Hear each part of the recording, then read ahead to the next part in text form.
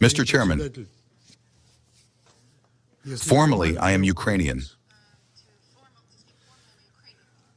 and I have such a strange last name. Slavs know it is difficult to find even in Ukraine. It comes from the Zaporozhian Cossacks. My father is truly Ukrainian, and my mother is also from the Cossacks. More truly Ukrainian than you, Pani Betsa, and you, Pan Melnik. But for us there is no difference. We are all one. Millions of Ukrainians are in Russia. Millions of Russians are in Ukraine, and in Belarus too. You know this perfectly well yourselves. That is not the point. Our nationality is common, but our faiths are different. From Kievan Rus, which you sold for 30 pieces of silver. In the Great Patriotic War, my father, a Ukrainian, went to fight in Leningrad for his country, for his fatherland. He added a year to his age so that they would take him as a volunteer. So he lived his whole life with that added year. Back then we had a common fatherland. And what have you turned your current one into?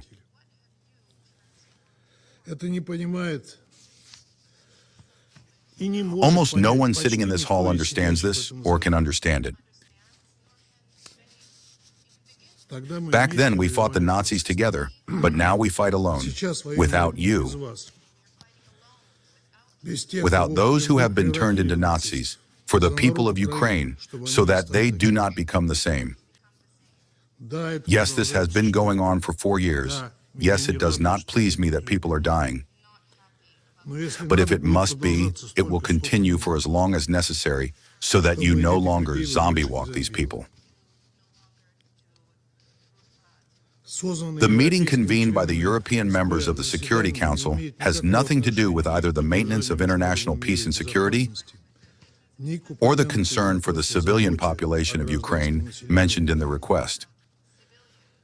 The European countries are obviously not inclined to support the current trilateral negotiations aimed at finding a stable and long-term solution to the Ukrainian crisis, nor are they interested in the future of the Ukrainian people. This was fully confirmed at the Munich conference held just over a week ago. What did the leaders of most European countries, the EU and NATO, talk about there? About the arming of Europe, the strengthening of the eastern flank, and about its preparation for war. With references to the history and geography of his country, Chancellor Merz gave assurances of his readiness to once again stand at the head of Europe, making the Bundeswehr the strongest conventional army on the continent as soon as possible. I wonder how many European countries with slightly smaller geopolitical ambitions had questions about exactly where this Bundeswehr would lead them. Keir Starmer did not lag behind the German commander either. The prospects of war for him are also already not far off, and he is ready for the struggle. Surprisingly, also having reminded of history, the Prime Minister added that European security is impossible without Britain. In a similar vein, about the importance of Anglo-German relations for Europe, the British Prime Minister Chamberlain spoke after his return from the Munich conference of 1938. How the matter ended in the end, including for Britain itself, I think there is no need to remind. Current European leaders, without any mass or reservations, announced their bet on inflicting a strategic defeat on Russia, subordinating to this the internal and external policies, as well as the economy of the entire European Union. Peace in Ukraine and its future were almost not mentioned in their speeches. Against this background, the hysterical performances of Zelenskyy in Munich are not surprising. Money for the continuation of the war is still being allocated, albeit in smaller amounts. They promise and supply weapons, but does this not mean that they are slowly starting to write him off? Europe is obviously ready to give security guarantees to Ukraine only as long as the Kiev regime remains an enemy of Russia and continues the war. Zelenskyy does not need peace. He directly stated this in Munich. For him, war is a matter of political and indeed simply physical survival.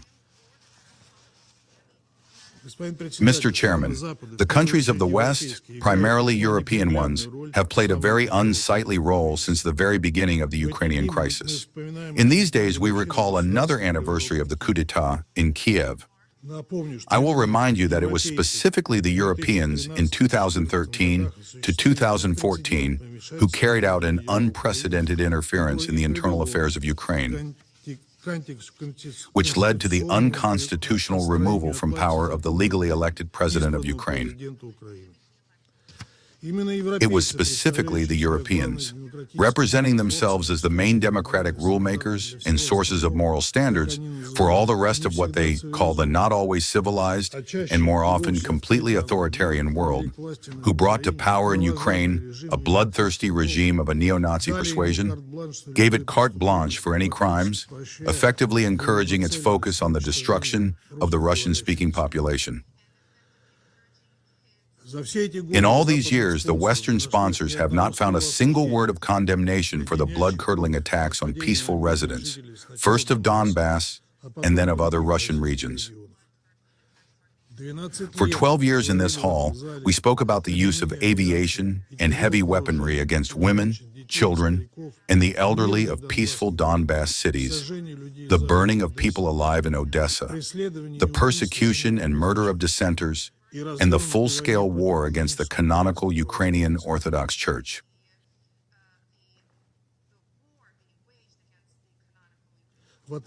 In response, they repeated to us about countering separatism and the legality of the so-called anti-terrorist operation. When the level of the Kiev regime's crimes began to go off the charts, and the entire Western military arsenal went to its aid, the special military operation was launched. Since then, unprovoked Russian aggression against Ukraine has been placed at the center of Western theses.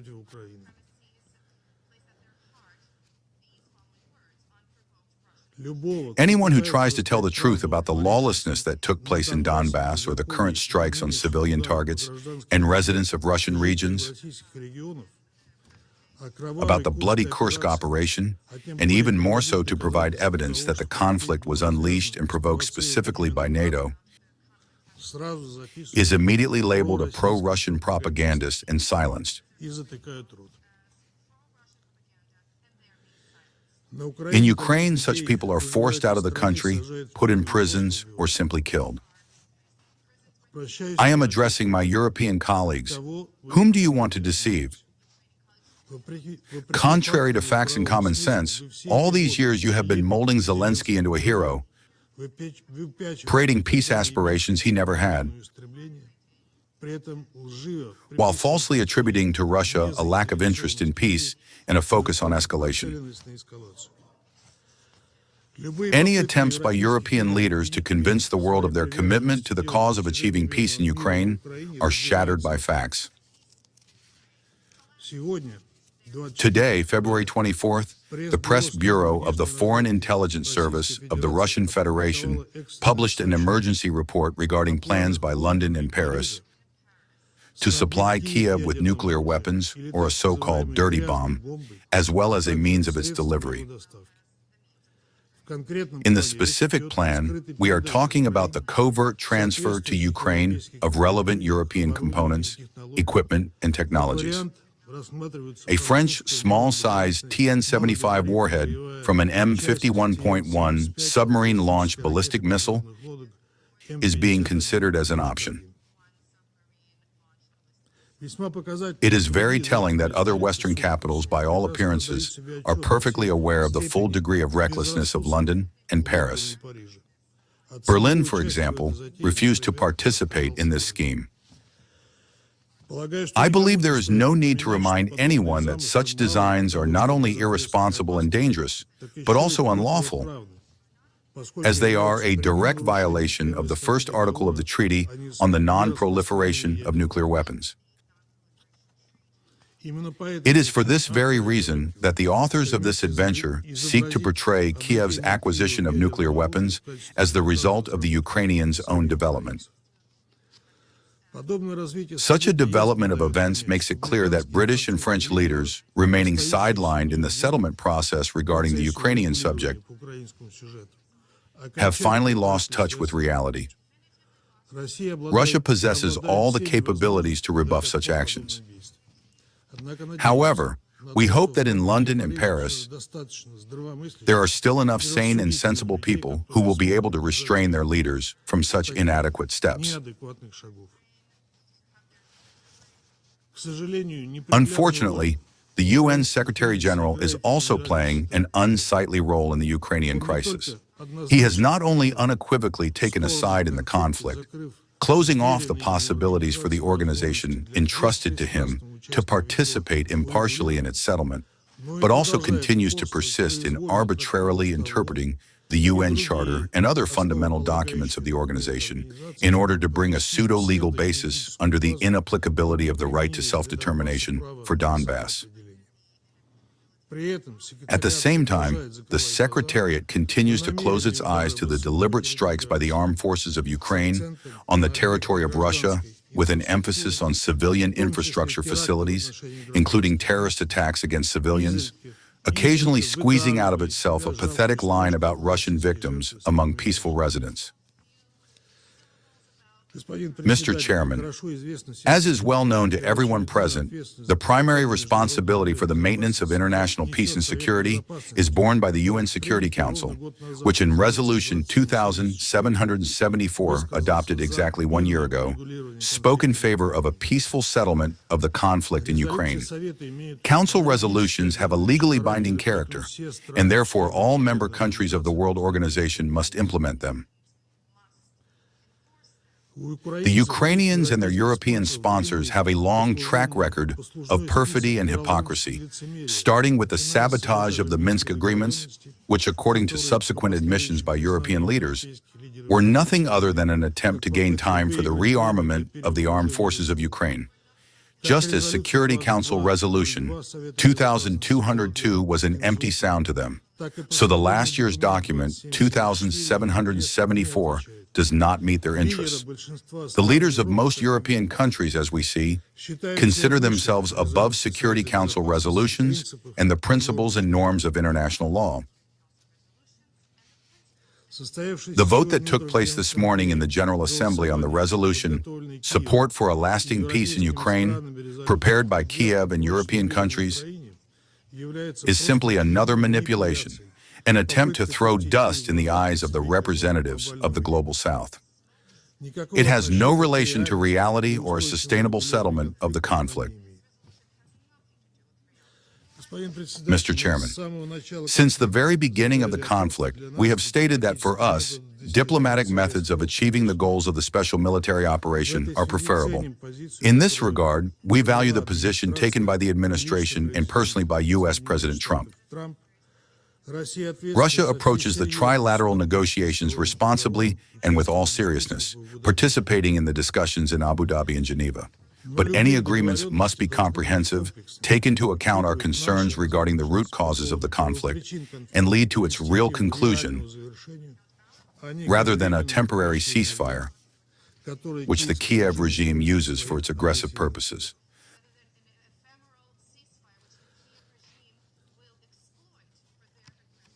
The fundamental approaches of our country to the settlement of the Ukrainian crisis were voiced by President Putin in June 2024.